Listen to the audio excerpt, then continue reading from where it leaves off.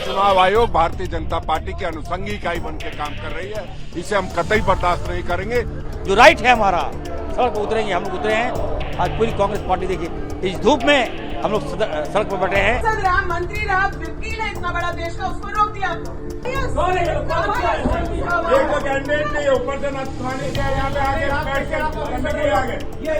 सबको रोक रहा था। नमस्कार, जोहार, मैं अभिषेक आनंद और मेरे साथ अरविंद।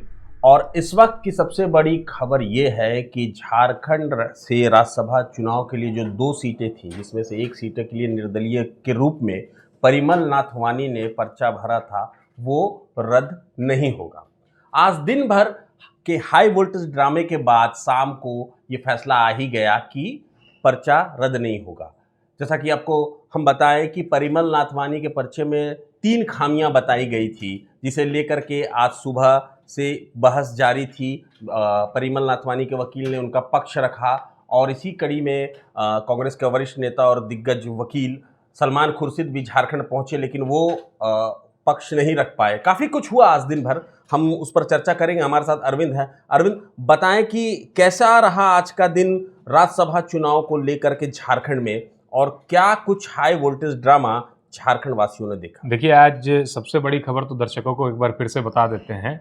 परिमल नाथवानी का नामांकन रद्द नहीं होगा। उनके नामांकन को वैध घोषित कर दिया गया है। रिटर्निंग ऑफिसर ने बीते कल जब स्क्रूटनी हो रही थी, तब ये आपत्ति कांग्रेस कोटे के जो प्रणव झा उम्मीदवार है, उनके प्रस्तावक नमन विकसल कोंगाड़ी, उन्होंने आपत्ति उठाई थी कि परिमल नाथवानी के नामांकन पत्र में बहुत चीजें गलत हैं, ये त्रुटियां हैं, इस आधार पर ये रद्द हो जाना चाहिए उनका नामांकन। जैसे कि उनके नाम को लेकर उठाई थी, परिमल कहीं लिखा है परिमल नाथवानी, कहीं लिखा है नाथवानी परिमल। और एक त्रुटि थी जो वो है कि अपने परिवार के बारे में पूरी जानकारी नहीं देना, और आपराधिक रिकॉर्ड के भी कई कॉलम को छोड़ दिया गया। इसके अलावा आज पता चला कि उन्होंने, कांग्रेस ने ये भी आपत्ति जताई थी कि दिल्ली में उनके नाम पर एक फ्लैट है, उस बारे में भी जानकारी नहीं दी गई। अब यहाँ नियम क्या कहता है, रिटर्निंग ऑफिसर के पास ये पावर है कि अगर कुछ आपत्ति आती है तो वो प्रत्याशी को इस बारे में सूचित करे कि आपका जवाब क्या रहेगा। अब यहाँ पे दोनों पक्षों के वकील पे भी बहसा-बहसी हुई, सलमान खुर्शीद आए, लेकिन उन्हें बहस में शामिल होने नहीं दिया गया। उससे पहले ही मामला सुरेंद्र चौहान ने बहस की, सुरेंद्र चौहान बहस कर रहे थे, और परिमल नाथवानी के प्रशांत पल्लव, वो वकील थे, वो बहस कर रहे थे।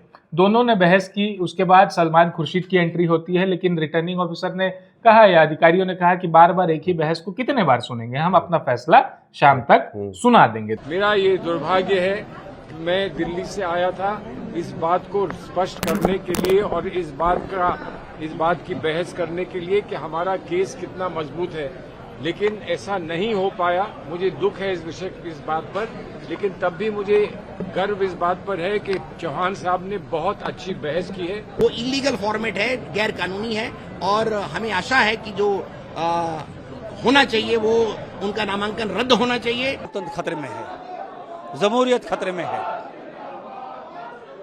आमजन खतरे में है, पार्टियां भी खतरे में आ गई है भाजपा के शासनकाल में। आज झारखंड की बात मैं कर रहा हूँ। परिमल नाथवानी, जिनके पास उनके नामांकन पत्र में 5 बड़ी क्वेरी है, उनका नामांकन चुनाव आयोग को रद्द कर देना चाहिए। आप यहाँ चुनाव रद्द नहीं किए, कहाँ किए? मध्य प्रदेश में, जहाँ मीनाक्षी नटराजन, जो एक दलित महिला, जो गरीब की आवाज बनती सदन में, वहाँ पर्याप्त मत था हमारा, वहाँ आपने रोक दिया, उनका नामांकन रद्द कर दिया।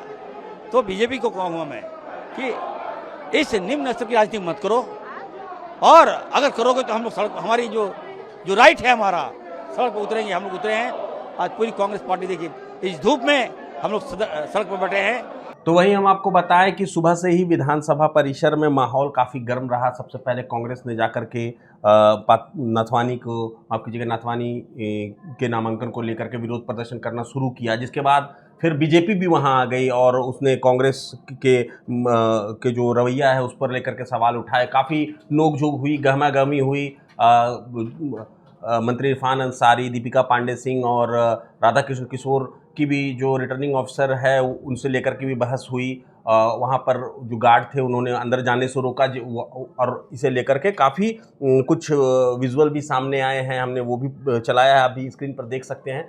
तो कुल मिलाकर के आज का दिन जो रहा वो काफ़ी गहमा गहमी भरा रहा है और आने वाला जो टाइम है वो इससे भी खतरनाक होने वाला है, क्योंकि नाथवानी जी अब मैदान में खुलकर सामने हैं। और जैसा कि कल एक वीडियो हमने बनाया था, आपको बताया था कि नाथवानी अगर जीतते हैं तो किन 3 तरीकों से जीतते हैं। आप भी वो वीडियो भी आप जरूर देखेंगे। तो अरविंद, बीजेपी की जो आपत्ति है, बीजेपी अध्यक्ष आदित्य साहू ने कहा है कि कांग्रेस का जो रवैया है उस पर विधानसभा अध्यक्ष को कार्रवाई करना चाहिए। तो कांग्रेस जो आज विरोध प्रदर्शन कर रही थी उसके साथ साथ बीजेपी का भी विरोध प्रदर्शन भी जारी था, तो इन सब को लेकर के क्या कुछ आज जो विधानसभा का माहौल सुबह से देखने को मिला, आप गौर करिए, कभी सदन चलता है तो किसी चीज को लेकर सत्ता विपक्ष ऐसा धरना देते हैं। अभी तो चुनाव का समय है, चुनाव के समय में सदन का माहौल बहुत गर्मा गर्म रहा और यहाँ से कांग्रेस सीधा अब ये आरोप सिर्फ नाथवानी पर नहीं लगा रही है, ये आरोप पर भी लगा रही है कांग्रेस की पक्षपात किया गया है। मंत्री राधा कृष्ण किशोर तो कह रहे हैं कि चुनाव आयोग के ऑफिस के बाहर भाजपा का बोर्ड लगा देना चाहिए। शिल्पी नेहा तिर्की कह रही है कि ये कांग्रेस के साथ गलत हुआ है। अब वहीं अगर आप मध्य प्रदेश की बात करें, मीनाक्षी नटराजन का जो है नामांकन रद्द कर दिया गया, उनको सूचना तक नहीं दी गई। अब यहीं पे पक्ष रखने का मौका नहीं दिया गया। अब यहीं पे बात आती है तो यहाँ पे नियमों का हवाला दिया जाता है कि आरओ के पास ऐसा है कि वो स्क्रूटनी के दिन ही बता सकते हैं। और अब जो परिमल नाथवानी के वकील हैं उन्होंने बहुत तर्क दिया कि हम सही हैं, हमने अपना दोबारा उनका कहना है कि अगर कहीं कोई त्रुटि है तो उनको बताया जाए, ताकि वो ठीक कर सके। वो ठीक करके दे दिए, 9 तारीख को ही दे दिए। तभी परिमल नाथवानी यहाँ से दिल्ली रवाना हो गए। अगर नाथवानी संतुष्ट नहीं रहते या उन पे टेंशन रहता कि मेरा नामांकन रद्द हो सकता है तो वो अभी दिल्ली नहीं जाते। अब ऐसी सूचना है कि चुनाव के 1-2 दिन पहले वो दिल्ली से वापस आ जाएंगे।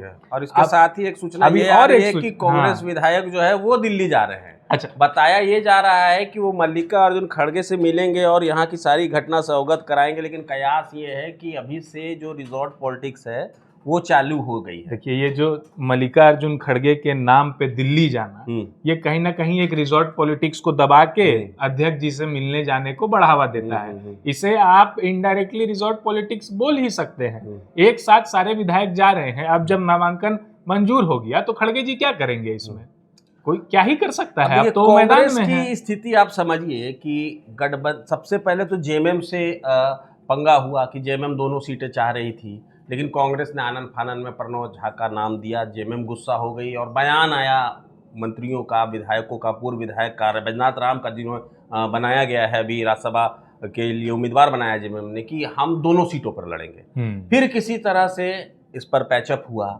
उसी रात परिमल नाथवानी की एंट्री होती है झारखंड में और वो देर रात मुख्यमंत्री से मिलने जाते हैं। और उसके बाद से कांग्रेस की हालत ये हो गई है कि मतलब अब वो मतलब ये सोच रही है कि किसी तरह से ये सीट हमारी निकल जाए। मतलब नाथवानी जी जो खेमे में घुस करके तहलका मचा चुके हैं और आने वाले दिन में जो अभी 8 दिन बचा हुआ है, 7 दिन बचा हुआ है, क्या कुछ हो सकता है झारखंड में, इसका अंदाजा हम और आप लगा सकते हैं। हमने इसके ट्रेलर पहले भी देखे हैं। अभी सबसे बड़ी चुनौती कांग्रेस के लिए ये भी है, इस विरोध के बाद, इस धरने के बाद, इस प्रदर्शन के बाद, इस आरोप प्रत्यारोप के बाद कांग्रेस का सबसे बड़ा चुनौती ये है कि उन्हें चुनाव जीतना होगा। नहीं जीतिएगा तो आपकी इमेज खराब होगी, आपकी एकजुटता पर सवाल उठेंगे और महागठबंधन के भी एकजुटता पर सवाल उठेंगे। इसके बाद जो है सरकार की छवि या फिर सरकार के जो गठबंधन का गांठ है वो कहीं ना कहीं कमजोर होता दिखेगा अगर आप चुनाव नहीं जीतेंगे। बिल्कुल बिल्कुल, क्योंकि जो 56 सीटें हैं उसमें कांग्रेस की 16 सीटें हैं, 4 आरजेडी की अगर हम मान लेते हैं तो 4, 2 माले के अगर हम मान लेते हैं तो टोटल हो जाते हैं 22, कुल चाहिए 6। 34 सीट है जेएमएम के पास, जेएमएम को भी चाहिए 28 अपने एक उम्मीदवार के लिए। अब बात रहती है कि वो 6 वोट किस तरह से ट्रांसफर होते हैं कांग्रेस में, ये देखना दिलचस्प होगा। क्योंकि राज्यसभा चुनाव में ये भी देखा गया है कि कभी कोई वोट इनवैलिड हो जाता है, कभी कोई आपत्ति आ जाती है तो वोट को मतलब रद्द कर दिया जाता है। तो ऐसे में जेएमएम भी सेफ साइड लेकर के चलना चाहेगी कि 1-2 वोट वो ज्यादा कर दे। हाँ, देखिए, वो नहीं इस बात पे भी हम लोग ने पहले चर्चा की थी। तो हमने कहा था कि जेएमएम हमेशा सेफ साइड रह के 30-32 के बीच में अपने उम्मीदवार को वोट कास्ट रखना चाहिए। क्यों नहीं चाहेगी कि वो अपना उम्मीदवार को सीट ना दिला पाए। और यहाँ पर स्थिति कांग्रेस के लिए बेहद बुरी हो चुकी है, जहां की नाथवानी को मात्र 4 सीट विधायक चाहिए, कांग्रेस को 6 विधायक चाहिए। अब ये देखना दिलचस्प होगा कि क्या कुछ होता है 18 जून को, और उसके पहले कितनी सारी कहानियां निकल करके सामने आती हैं। फिलहाल इंतजार करिए 18 जून को। अरविंद थे हमारे साथ में। आप सबों का धन्यवाद और जोहार। फिलहाल इतना ही, दीजिए इजाजत, मगर जुड़े रहे प्रभात खबर झारखंड के साथ। प्रभातखबर.com, विश्वास वही, रफ्तार नहीं।